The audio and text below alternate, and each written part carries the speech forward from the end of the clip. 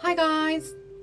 Today I will show you how to make Japanese curry with Kakushi aji, which means secret ingredients. I will explain in detail what secret ingredients mean and how to make Japanese curry even better. Slice for medium-sized onions. When slicing onions, slice perpendicular to the fibers. Slicing perpendicular to the fibers helps to release the moisture and umami of the onion. The first tip to make the curry even better is to fry the onions until caramelized. Fry the onions until caramelized, which gives the curry a sweeter, deeper flavor. This is followed in detail by the process of making. Place the sliced onions in a Ziploc. Remove air and freeze until firmly frozen. It takes time to freeze, so it is recommended to slice and freeze beforehand. If you don't have time, you don't have to freeze it, but it will take some time to make the caramelized onions. This is because freezing breaks the onion cells and allows them to drain water faster. Peel half the garlic, roughly 40 grams. Crush with a knife and chop.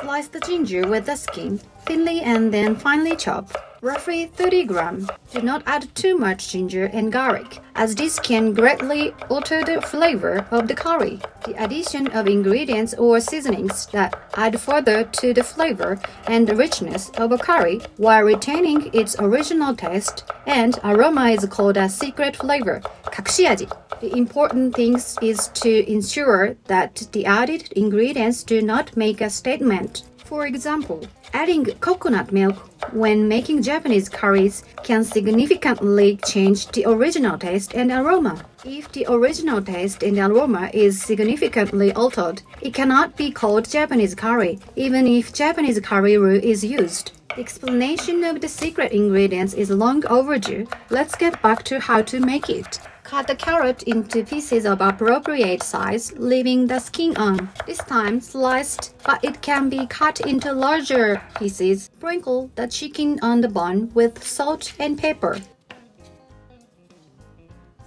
Sprinkle the underside with salt and pepper as well. Place the chicken in a frying pan over medium heat. Add a splash of olive oil. Bake like this until browned. The firm browning and Maillard reaction increases the umami flavor. Make sure to brown the underside as well. Caramelized onions are made. Heat a pot over high heat and melt 50 grams butter. When the butter melts, add the frozen onions and salt. More salt is added because unsalted butter is used, but reduce the salt if salted butter is used. By covering and heating, the onions will be thawed quickly and the water will come out.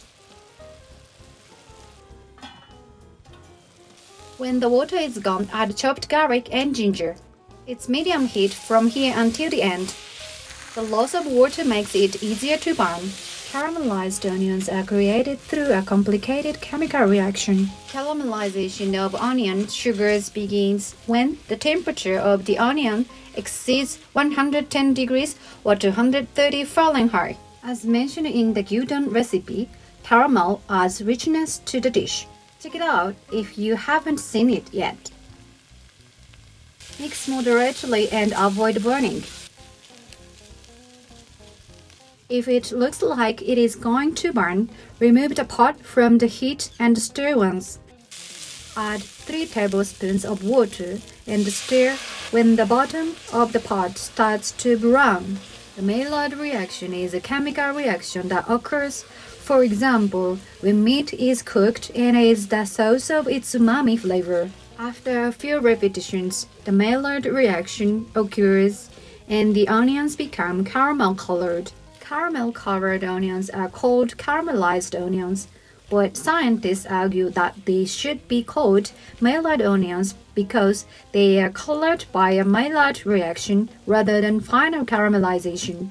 Caramelized onions take a long time to make, so it is convenient to make large quantities and freeze them when you have time. When the onions have caramel colored, add the carrots and fry gently.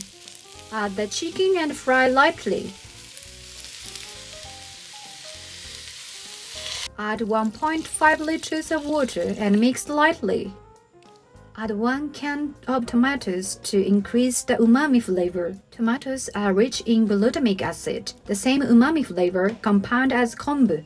1 teaspoon oyster sauce. You don't need to add bay leaves, but I always add them to stewed dishes as a tasty spell. If you don't like spicy curries, add a small amount of honey or jam or grated apple when stewing to add sweetness and richness to create a mild curry. If you add honey, always add it when it is stewing, not at the finish. This is because honey contains an enzyme that breaks down starch, which weakens the thickening of the curry roux. Enzymes break when heated, preventing them from weakening the thickening process. Remove the scum only once it comes to the boil. Stew for 1.5 hours. Here are some secret ingredients to add the finishing touches while it's stewing.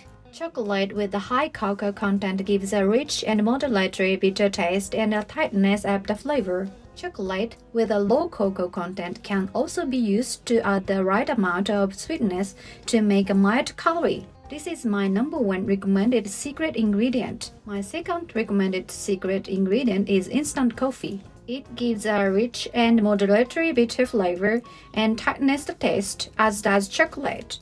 The third recommended secret ingredient is soy sauce. Soy sauce contains umami flavor ingredients. Add it to the curry for an even richer and tastier curry. Soy sauce is the perfect secret ingredient for Japanese curry, isn't it? If soy sauce is added, like honey, it contains enzymes that break down starch, so it must be stewed for 10 minutes to break down the enzymes. Finally, there is miso. It is not used in this case, but like soy sauce, it contains umami ingredients that add richness and flavor. It is suitable for curries made with beef, pork, or other meats instead of chicken, and will be showed at another time. First, soy sauce, because it needs to be cooked a bit to break down the enzymes. 1 teaspoon, stir it in and taste it. The key to secret ingredients is to put in just enough so that the flavor of what you add does not overpower it. Always add a small amount to taste. Let's add a few more. 2 teaspoons. Yeah, it looks good. Next, add instant coffee, which is my second recommended secret ingredient. 1 teaspoon. No change in taste at all. Need to add more. 2 teaspoons. Looks like I could add a few more. 3 teaspoons. I'll stop at this because the taste has changed a little. The last one is chocolate. Add 1 piece and taste it. There is no change in taste, so you could add another piece. Add another piece and taste it. Great! Obviously, it's got more depth of flavor than it did before you put it in. I'll use 2 different roux this time. One is medium hot and the other is hot. Curry roux varies in taste characteristics and personality between manufacturers and products. Combining curry roux from different manufacturers and of different spices brings out the best of what each roux has to offer and gives a complicated, rich taste. And you can adjust the spiciness to your liking. The first roux to be added is spicy and hot. The next addition is a medium hot roux with 2 layers of flavor and a good balance of spice. Add them and then wait a little while for them to start melting. Overstirring will cause the cooked meat to fall apart, so stir the roux only after it has started to melt. When the mixture has thickened to this degree, it is ready. It's not familiar with me that curries with potatoes cooked in them, so I top them up with fries once as a finishing touch. Itadakimasu. The nice scent of curry spreads throughout the room. I can't wait. Spice and richness in your mouth. It's tasty. Look at this. The meat is tender and easy to loosen.